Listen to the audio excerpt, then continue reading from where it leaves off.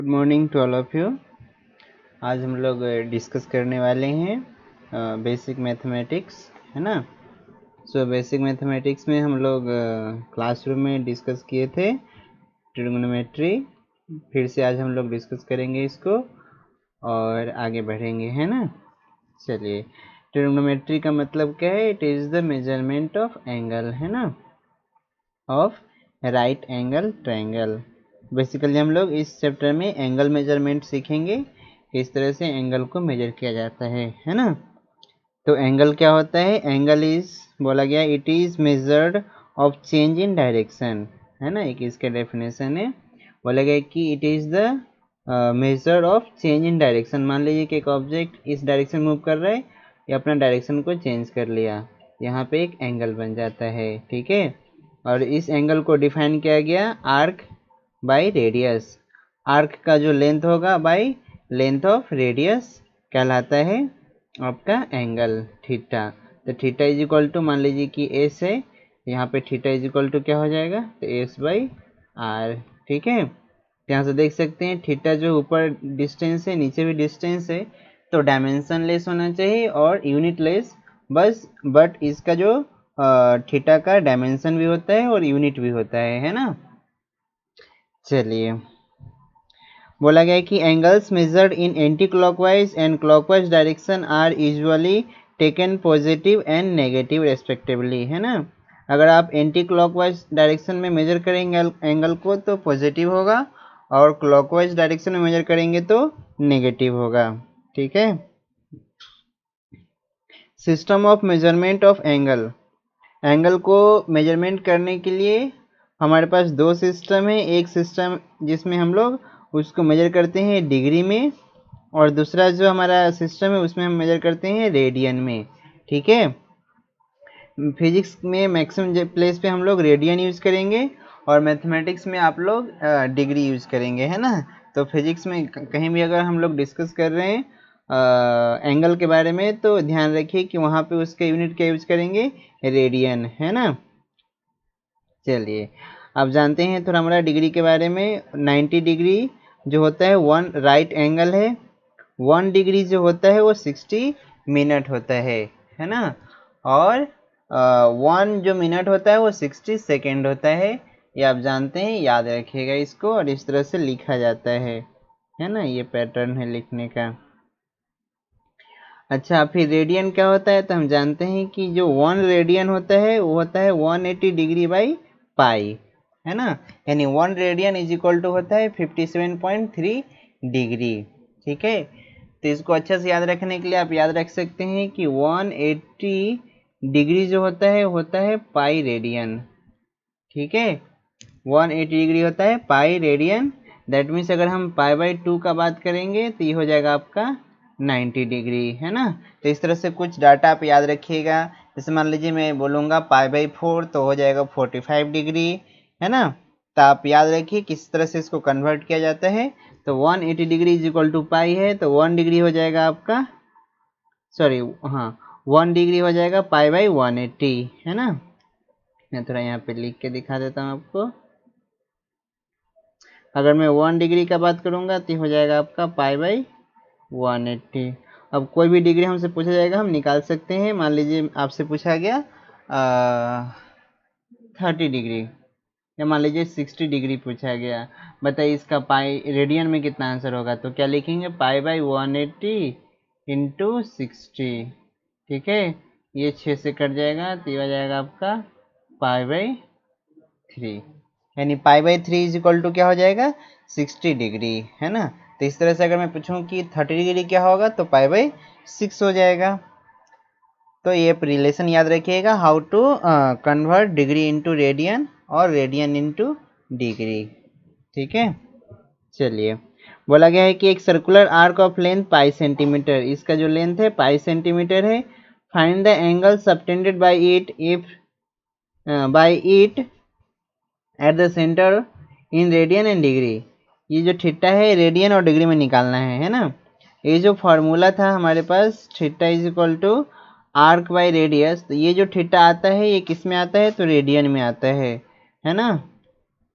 तो देखिए यहाँ से हम थीटा इक्वल टू क्या लिखेंगे, एस बाई आर, एस हो जाएगा पाई बाई सिक्स यानी पाई बाई सिक्स, तो पाई बाई सिक्स हो जाएगा आपका रेडियन, और पाई बाई सिक्स रेडियन को हम डिग्री में कन्वर्ट कर सकते हैं, तो ये हो जाएगा आपका 30 डिग्री, है ना, क्योंकि पाई इज इक्वल टू होता है 180 डिग्री, तो पाई के जगह पे अगर हम 180 डिग्री पुट करेंगे तो 180 बाई सिक्स 30 डिग्री आंसर आएगा। फिर बोला गया है कि when a clock shows 4 o'clock how much angle do it minutes and hour needle makes, है ना, तो दोनों के बीच का एंगल कितना है पूछा जा रहा है।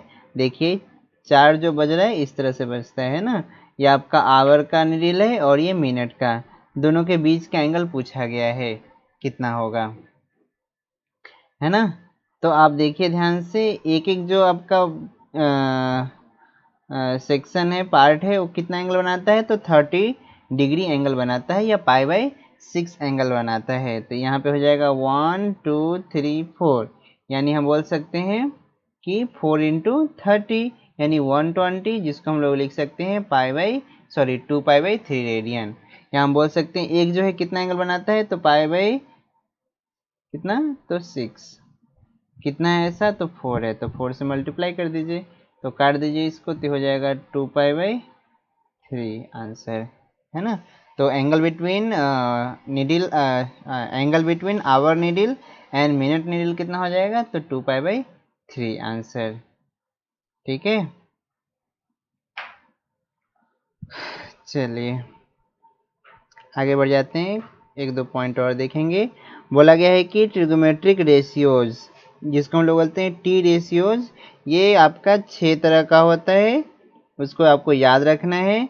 Following ratio of the sides of right angle triangle are known as trigonometrical ratios. ये जो ट्रिगोमेट्रिकल रेशियोज है सिर्फ किसके लिए बेस्ड है, तो राइट एंगल ट्रायंगल के लिए, है ना। जब एक ट्रायंगल का एक एंगल क्या होगा, 90 डिग्री होगा, तभी हम इस रेशियोज को यूज कर सकते हैं, और उसको हम लोग यूज कर सकते हैं, या कुछ कैलकुलेट कर सकते हैं डाटा। तो देखिए पहला रेशियोज है साइन थीटा, जो होता है परपेंडिकुलर बाई एच, है ना, perpendicular by H hypotenuse. Cos theta होता है B by H, tan theta होता है पी बाई बी। ध्यान रहे थीटा के साथ बेस होता है, थीटा के सामने परपेंडिकुलर होता है, और 90 के सामने आपका हाइपोटेनस होता है, ठीक है। इस तरह से sine P by H, cos B by H, और टेन पी बाई बी। फिर आपका कोसेक थीटा होता है जो 1 बाई साइन थीटा होता है, साइन थीटा का रेसिप्रोकल होता है कोसेक थीटा, यानी कोसेक थीटा हो जाएगा H by P. Sec theta जो होता है कॉस का रेसिप्रोकल है जो एच बाई बी हो जाएगा, और कॉट थीटा जो है टेन थीटा का रेसिप्रोकल है जो बी बाई पी हो जाएगा। तो इस तरह से आपका टोटल 6 रेशियोज है, उसको आप याद रखिएगा, है ना। इस डायग्राम को देखिए, यहाँ पे हम लोग पाइथागोरस थ्योरम यूज कर सकते हैं, that means P square plus B square is equal to H square हम लिख सकते हैं, है ना। चलिए अब कुछ कुछ रेशियोज को यूज करते हैं। आप जान देखिए यहाँ पे साइन थीटा और कॉस थीटा, तो P square by H square, B square by H square, है ना। यहाँ पे एच स्क्वायर कॉमन हो जाएगा, ऊपर हो जाएगा आपका p square plus B square, और p square plus B square होता है आपका एच स्क्वायर, यानी h square by H square 1 हो जाएगा। दैट मीन्स ये जो है साइन स्क्वायर थीटा है और ये कॉस स्क्वायर थीटा है, तो sine square theta plus cos square theta होता है आपका 1, है ना। इस तरह से आप देख सकते हैं 1 प्लस टेन स्क्वायर थीटा होता है सेक स्क्वायर थीटा, और एक और होता है आपका 1 plus cot square theta equal to cosec square theta, ठीक है। तो ये रिलेशन है, ठीक है, याद रखिएगा आप, ये तीन रिलेशन बहुत ही जगह पे आता है और आप इसको यूज कर सकते हैं। कुछ टेबल दिया हुआ है, कुछ डाटा है जिसको याद रखना होता है ना। जैसे आप sine 0 degree, sine 30 degree, sine 45 degree, sine 60 degree और साइन 90 डिग्री। यहाँ पे एक्स्ट्रा दिया हुआ है साइन 37 और 53 जो कॉमन है न्यूमेरिकल करते समय, इस डाटा को हम यूज करते हैं, ठीक है। तो साइन 0 0 होता है, साइन 30 1/2 होता है, साइन 37 3/5, साइन 45 1/√2, साइन 53 4/5, साइन 60 √3/2 और साइन 90 1। तो इस तरह से हम कॉस का भी लिख सकते हैं। कॉस 0 1 होता है, cos 30 √3/2, cos 37 4/5 and so on. देखिए साइन कॉस टेन का दिया हुआ है, तो यहाँ से हम कोसेक, सेक और कॉट का निकाल सकते हैं, क्योंकि इसका रेसिप्रोकल होता है। साइन का रेसिप्रोकल कोसेक, कॉस का रेसिप्रोकल सेक और टेन का रेसिप्रोकल कॉट। तो आप 3 याद रखिए, और जो 3 है उसका खुद से निकाल सकते हैं, कुछ खास बात नहीं है। ठीक है।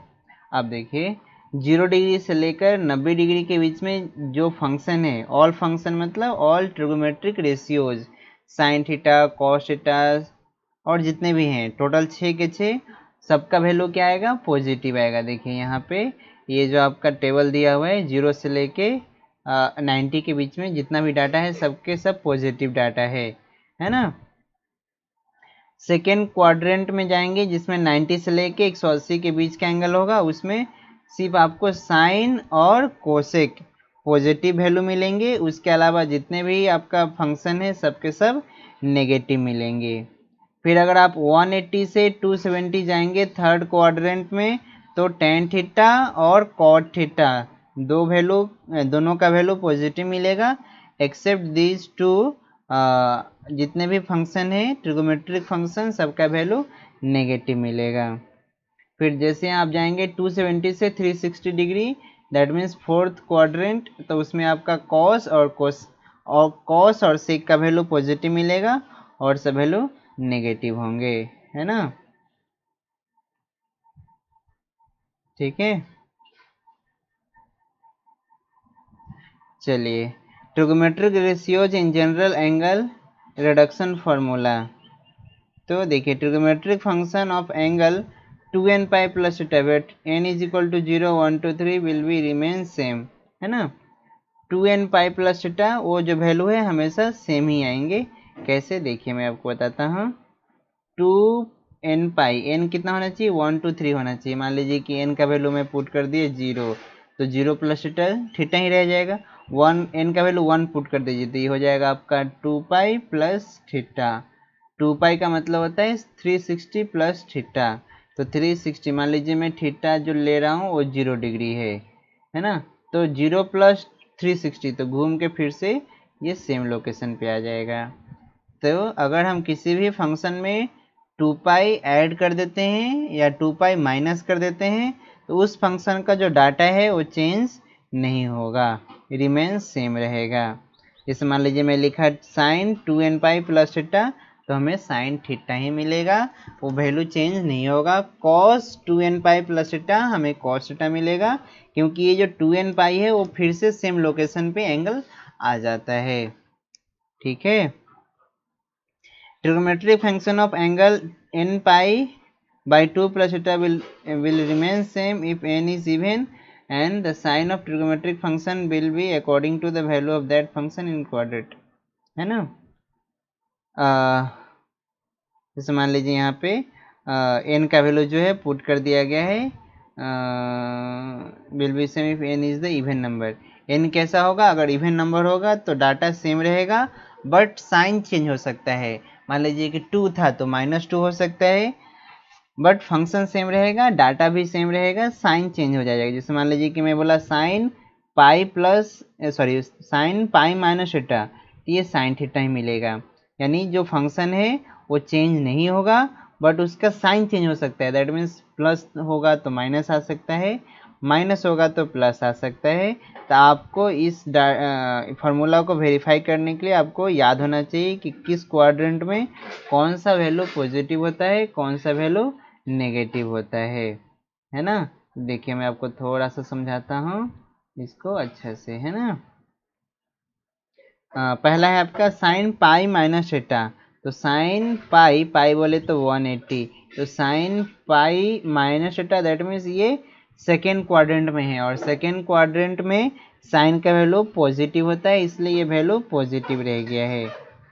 सेकेंड देखिए साइन पाई प्लस थीटा, तो साइन पाई प्लस थीटा, यानी ये थर्ड क्वाड्रेंट में आ जाएगा और थर्ड क्वाड्रेंट में साइन का वैल्यू नेगेटिव होता है, सिर्फ टेन कॉट पॉजिटिव होगा। तो देखिए ये वैल्यू क्या आ गया, नेगेटिव आ गया, साइन के पहले माइनस लग गया। उस तरह से कुछ और डाटा देखते हैं। देखिए कॉस पाई माइनस थीटा, तो कॉस पाई, तो ये पाई है, कॉस पाई माइनस थीटा मतलब सेकेंड क्वाड्रेंट में होगा, क्योंकि 180 से कुछ भी माइनस करेंगे तो वो सेकेंड क्वाड्रेंट में आ सकता है, चांस है। ठीक है, तो इस सेकेंड क्वाड्रेंट में कॉस क्या होता है, तो नेगेटिव होता है, इसलिए इस डाटा के पहले क्या लग गया है, तो नेगेटिव लग गया है। तो आप इसको याद रखिएगा, आपको याद रखना है कि पाई पे वैल्यू चेंज नहीं होगा, बट उसका साइन चेंज हो जाएगा। 2n पाई पे वैल्यू भी चेंज नहीं होगा और साइन भी चेंज नहीं होगा। ठीक है, अब इसका थर्ड केस है। थर्ड केस में n क्या हो जाएगा, यहाँ पे ऑड हो जाएगा, है ना। अगर n ऑड होगा तो फंक्शन चेंज हो जाएगा। जैसे sin pi by two plus theta cos theta आएगा, cos pi by two plus theta minus sin theta आ जाएगा। क्यों, क्योंकि कॉस जो है ये सेकेंड क्वाड्रेंट में आ जाएगा, 90 प्लस थीटा सेकेंड में आ गया, तो सेकेंड में कॉस का वैल्यू क्या होता है, नेगेटिव होता है, इसलिए साइन के पहले नेगेटिव लग गया है ना। इस तरह से sign pi by to minus theta, तो देखिए फर्स्ट क्वाड्रेंट में है 90 माइनस थीटा, तो कॉस का वैल्यू पॉजिटिव होगा, क्योंकि जितने भी डाटा होते हैं वो फर्स्ट क्वाड्रेंट में पॉजिटिव होते हैं। ठीक है, फिर उसके बाद है sine minus theta is equal to होता है माइनस साइन थीटा। ऐसा क्यों, क्योंकि ये माइनस जो लगा है ये फोर्थ क्वाड्रेंट में है ना। क्योंकि अगर हम जीरो से अगर क्लॉकवाइज चलेंगे तो हमें वैल्यू नेगेटिव मिलेगा, तो जीरो से अगर क्लॉकवाइज चलते हैं तो फोर्थ से चलना शुरू करेंगे, और फोर्थ क्वाड्रेंट में साइन का वैल्यू नेगेटिव होता है, कॉस भी नेगेटिव, सॉरी टेन भी नेगेटिव होता है, सिर्फ कॉस क्या होता है, पॉजिटिव होता है। तो cos minus theta plus cos theta होगा, but sin minus theta minus sin theta होगा, और tan minus theta minus tan theta होगा। ठीक है चलिए कुछ एग्जाम्पल से उसको हम लोग कंप्लीट करेंगे और आगे बढ़ जाएंगे। बोला गया है कि the two shorter side of right angle triangle are 5 and 12 centimetre, let theta denotes the angle opposite to the 5 centimetre. 5 centimetre के अपोजिट में एंगल थीटा है। Find sine theta cos theta and tan theta. देखिए हमें right angle triangle दिया हुआ है, इसका दो साइड दिया हुआ है ना। थर्ड साइड हम निकाल सकते हैं आराम से, और बोला गया है कि दोनों के दोनों साइड है वो शॉर्टर साइड है, तो इसका जो हाइपोटेनस होगा वो बिगर साइज का होता है। और निकालेंगे कैसे, तो पाइथागोरस थ्योरम से P square plus B square is equal to H square होता है, यानी इसका वैल्यू आ जाएगा आपका 13 सेंटीमीटर। यहाँ से हम साइन कॉस टेन सब निकाल सकते हैं, हमें फार्मूला पता है। ठीक है, फिर बोला गया है कि find the X Y and the perimeter of the triangle. ठीक है, ध्यान से देखिए ये थीटा है, सॉरी ये 90 है, 90 के सामने h होता है, और ये 53 है। ठीक है, तो यहाँ से देखिए हम cos यूज करेंगे, तो cos 53 हो जाएगा आपका, देखिए बेस तो x बाई 5।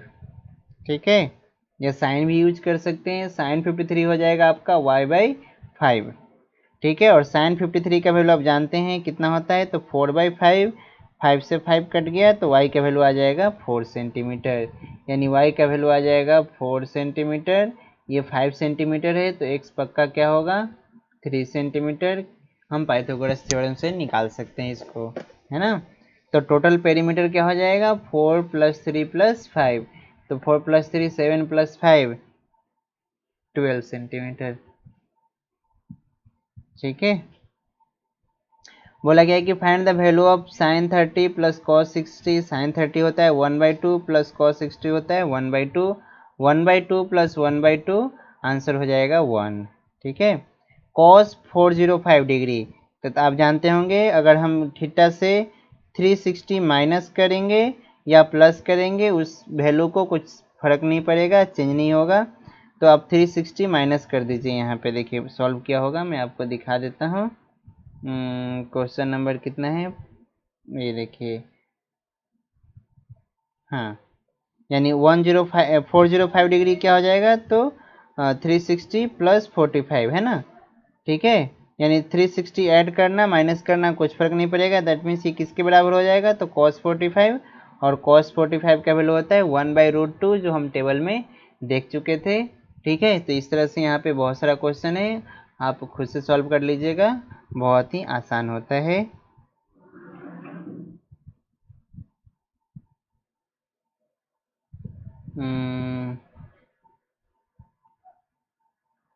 ये जो एडिशन पार्ट है ये अभी मैं आपको नहीं बता रहा हूँ, ठीक है, इसको मैं अगले वीडियो लेक्चर में आपको बताऊँगा। तो आप ये जो इसका जो बेसिक पार्ट है उसको एटलीस्ट कंप्लीट कर लीजिएगा, है ना, और कुछ डाउट होगा तो हम डिस्कस करेंगे उसको। तो आप ये एग्जाम्पल कर लीजिएगा, और ये जो आपका छोटा सा एग्जाम्पल था ये भी कर लीजिएगा, ठीक है। चलिए फिर हम लोग अगला वीडियो लेक्चर में कंटिन्यू करेंगे एडिशन ऑफ ट्रिगोमेट्रिक फंक्शन, है ना। चलो।